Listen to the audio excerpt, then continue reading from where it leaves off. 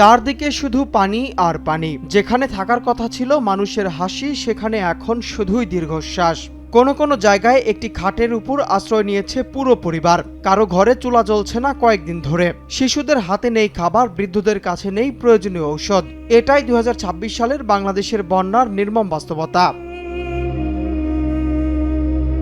টানা ভারী বৃষ্টি আর উজানের ঢলে দেশের দক্ষিণ পূর্বাঞ্চল ও উত্তর পূর্বাঞ্চলের বহু এলাকা প্লাবিত হয়েছে। চট্টগ্রাম, কক্সবাজার, বান্দরবান, রাঙামাটি, খাগড়াছড়ি, মৌলভীবাজার ও হবিগঞ্জ সহ বিভিন্ন জেলায় লাখ লাখ মানুষ পানিবন্দী হয়ে পড়েছেন। অনেক পরিবার বাড়িঘর ছেড়ে আশ্রয়কেন্দ্রে যেতে বাধ্য হয়েছে। বন্যার পানিতে তলিয়ে গেছে হাজার হাজার একর জমি। ধান, শাকসবজি ও অন্যান্য ফসল নষ্ট হয়ে গেছে। মাছের ঘের ভেসে যাওয়ায় ক্ষতির মুখে পড়েছেন মৎস্যচাষীরাও। সড়ক, সেতু ও গ্রামীণ যোগাযোগ ব্যবস্থা ক্ষতিগ্রস্ত হওয়ায় অনেক এলাকায় ত্রাণ পৌঁছাতেও দেরি হচ্ছে।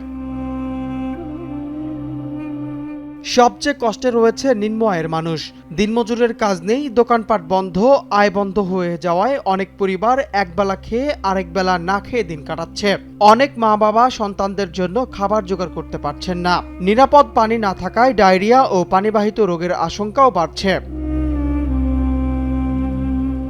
অন্যদিকে পাহাড়ি এলাকায় বন্যার সঙ্গে যুক্ত হয়েছে ভয়াবহ ভূমিধস।